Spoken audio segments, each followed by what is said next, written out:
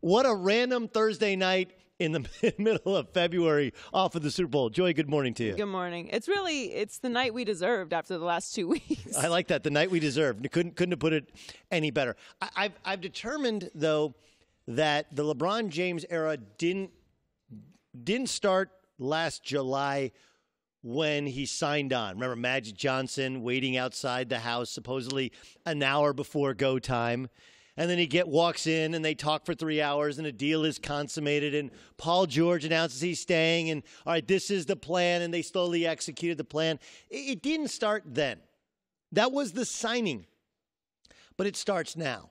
And the reason I know it starts now is because what has happened with the Lakers is the same thing that has happened at my place of work. It's the same thing that's happened in the place where Colin and I both used to work.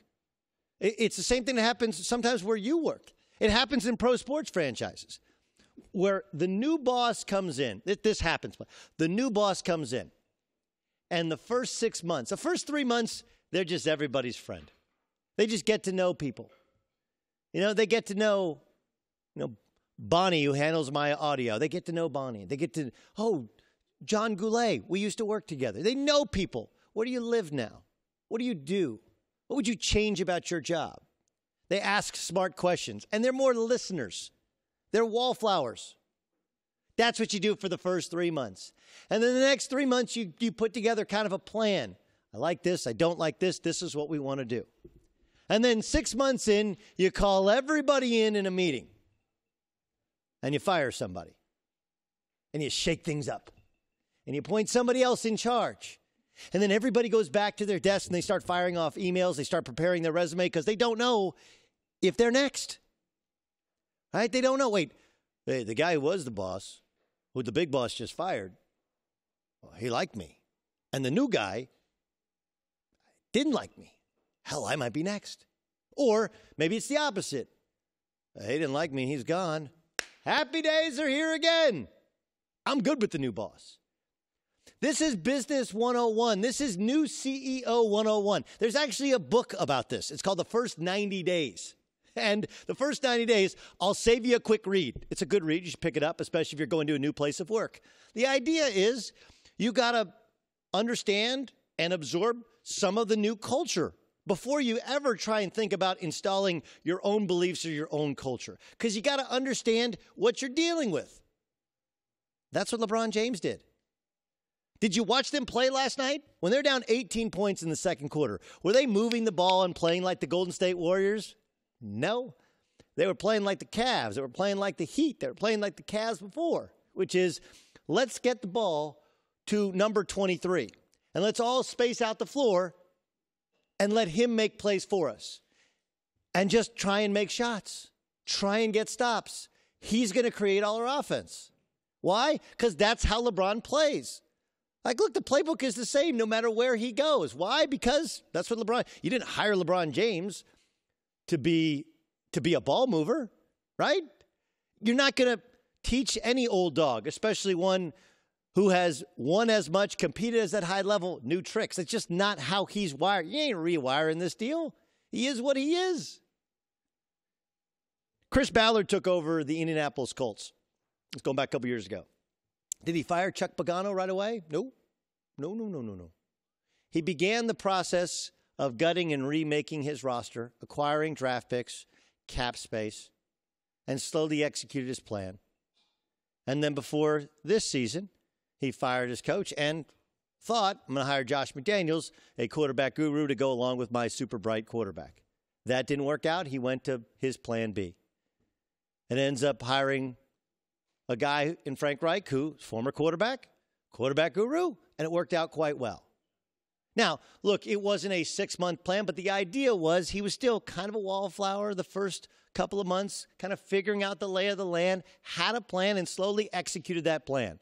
And then when he made the big move, it was the first in this, and eventually he'll bring in all his guys. That's what they all do. They go place to place to place, and they bring with them people who worked with them previously. I've worked in places in radio. I've worked in places in television. I know people in business and in sports. It's all the same. This is the way it works with a new boss. First couple months, they're everybody's friend. Next couple months, they start planning and plotting and trying to understand, how can I execute ultimately my plan?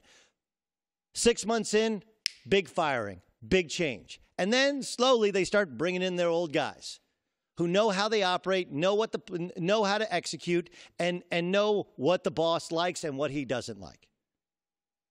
And that's what LeBron James is doing.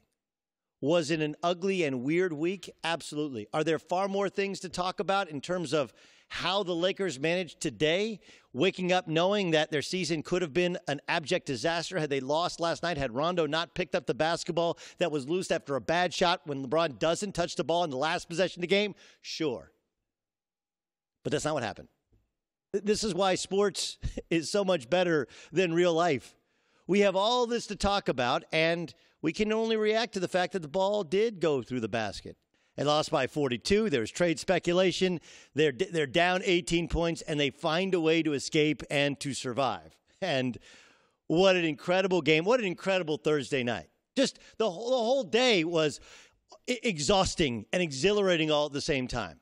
The whole day, would the Pelicans pick up the phone and re-engage in trade discussion? It doesn't happen. Then you have the All-Star draft, and you have LeBron's first couple selections all being guys who could essentially be Lakers next year if they so desired to do so. And then you have a game where they fall behind by 18 points. And then you have LeBron and Kyle Kuzma, who's part of that deal. I didn't think should be included in the deal. Ends up, hitting a bunch of 5 threes on the night. And then even in the last possession, Brandon Ingram, also reportedly part of the deal, chooses to go away from LeBron James, who's being face guarded, but you could have found a way to get him the ball. Drives in, takes a contested shot, it gets bobbled around, and Rondo of all guys. Rondo's the guy who, when he lets a jump shot go, you go, no. Yes. That's how it ended. Whew. But essentially, the LeBron James era starts now. It does. Whether the plan is going to play out or he's able to execute it the way that he and Rich Paul thought it would play out, the fact is that they did shake some things up. They've checked Luke Walton. Hey, man, we don't necessarily love playing for you. They've checked all of those young guys. Brandon Ingram, Kyle Kuzma, Josh Hart, you're all replaceable. They've shaken guys up. Michael Beasley, you like playing selfishly down the stretch against the Warriors when I'm not playing? We see you. You're gone. Sometimes there's some ancillary guys, like Zubac, who ends up getting moved in the deal. That happens. Sometimes guys lose their job. They don't deserve to lose their job when the new boss comes in. But 6 months in, every boss seems to do this. They make a big change. They make a big fuss. Everybody's freaking out, sending their resumes, not knowing what's going on at your place of work. Dude, I don't know. Man. I don't know this guy. This guy's only been here 6 months, and he already got rid of Michael Beasley. And then you settle in. You go, okay, I get to go to work tomorrow. 1st and the 15th, I collect a check. Try and figure some things out. And that's the state of the Lakers. Joy, crazy week, isn't it? Like I said, I don't think it could have ended any more perfectly than that. There's so many layers, too, right? Like, we haven't yet got into the All-Star draft where they're just openly laughing about the idea of tampering, right? There's the New Orleans angle to it where the reports from Brian Windhorst are New Orleans had no intention of trading Anthony Davis, and so they're just tweaking. And just completely unprofessional. Right. And then there's and then the team they beat is the Celtics, and Danny Ainge, a former Celtic in his own right, whether he was tweaking the Lakers or he probably openly desires Anthony Davis.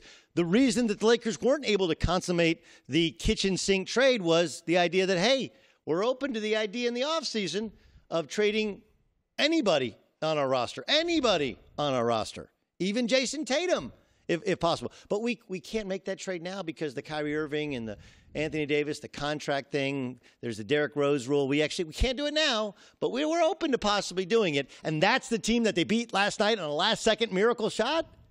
And what do the Lakers do now for the rest of the season? We got to get to that. It's a great point that you make. I want to get. Hi, everybody. Thanks for watching. Subscribe here to get the latest from the show. Also, be sure to check out more of the best clips from The Herd or go watch a few segments from other shows on FS1.